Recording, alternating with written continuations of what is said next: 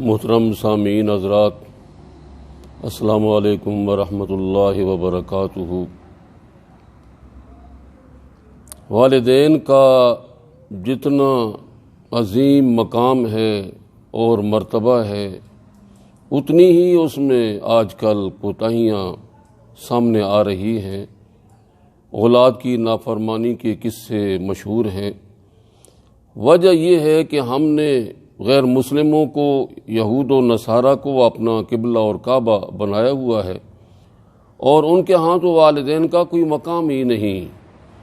جب والدین زیادہ بوڑھے ہو جاتے ہیں تو وہ ان کو اولڈ ہاؤس میں جا کر چھوڑ دیتے ہیں، پھر اس کے بعد خبر بھی نہیں لیتے کہ ان کا کیا حال ہے اور کیا حالت ان کی گزر رہی ہے۔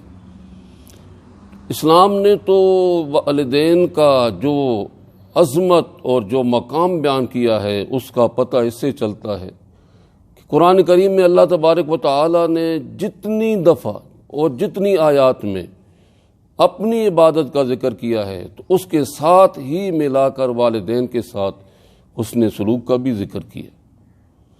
چنانچہ سورۃ بنی اسرائیل میں اللہ تبارک و تعالی نے ارشاد فرمایا، وَقَضَىٰ رَبُّكَ أَلَّا تَعْبُدُوا إِلَّا إِيَّاهُ وَبِالْوَالِدَيْنِ إِحْسَانًا۔ آپ کے رب کا حکم ہے کہ اس کے علاوہ کسی کی عبادت نہ کرو، والدین کے ساتھ حسن سلوک کرو۔ سورۃ بقرہ میں فرمایا، وَإِذْ أَخَذْنَا مِيثَاقَ بَنِي إِسْرَائِيلَ لَا تَعْبُدُونَ إِلَّا اللَّهَ وَبِالْوَالِدَيْنِ إِحْسَانًا۔ یاد کرو جب ہم نے بنی اسرائیل سے وعدہ لیا کہ اللہ کے سوا کسی کی عبادت نہ کرنا اور والدین کے ساتھ حسن سلوک کرنا، تو اتنا بڑا مقام اللہ تبارک و تعالی نے بیان کیا ہے۔ اور سورۃ لقمان میں یہاں تک فرمایا کہ اگر تمہارے والدین غیر مسلم ہوں، مشرک ہوں، اور تمہیں بھی شرک کرنے پر، کفر کرنے پر مجبور کریں، فلا تطعہما، ان کی یہ بات تو نہیں ماننی، اس لیے کہ مخلوق کو راضی کر کے خالق کو ناراض کرنا اس کا کوئی مطلب نہیں۔ لا طاعۃ لمخلوق فی معصیۃ الخالق۔ لیکن فرمایا وصاحبہما فی الدنیا معروفا، پھر بھی تمہارے والدین ہیں، دنیا میں ان کے ساتھ اچھا رہن سہن رکھو، جیسا کہ اولاد کو چاہیے اپنے والدین کے ساتھ حسن سلوک وہ تم ان کے ساتھ کر۔ یہ تو قرآن کریم تھا۔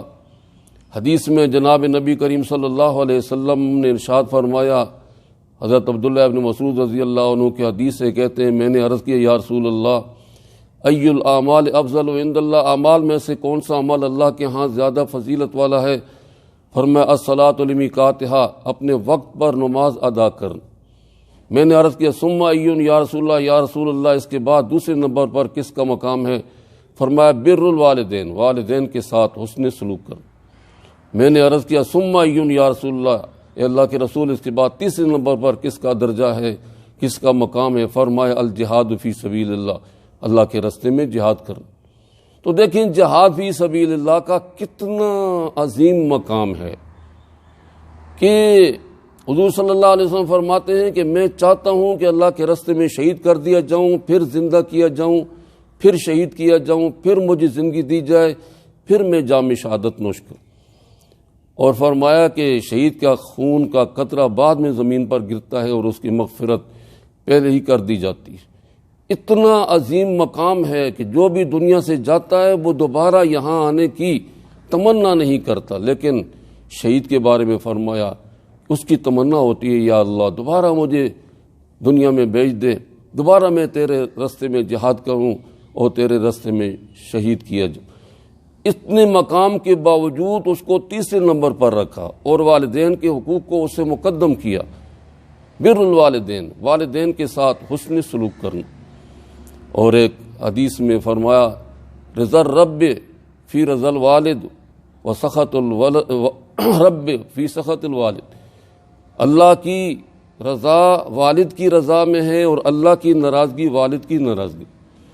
والدہ کے متعلق فرمایا الجنت تحت اقدام الامہات، کہ جنت جو ہے یہ ماؤں کے قدموں کے نیچے ہے۔ جنت چاہتے ہو تو اپنے ماں کی خدمت کرو، تمہیں جنت مل جائے گی۔ تو جب ہم اللہ اور اس کے رسول کے ساتھ محبت کا دعویٰ کرتے ہیں تو ہمیں چاہیے کہ ان کے ارشادات پر عمل بھی کریں اور اس کو اپنے لیے دونوں جہانوں کی سعادت سمجھیں، اور اپنے والدین کی جتنی ہو سکے ہر طرح سے ان کی خدمت کریں۔ اللہ تعالی ہمیں عمل کرنے کی توفیق عطا فرمائے۔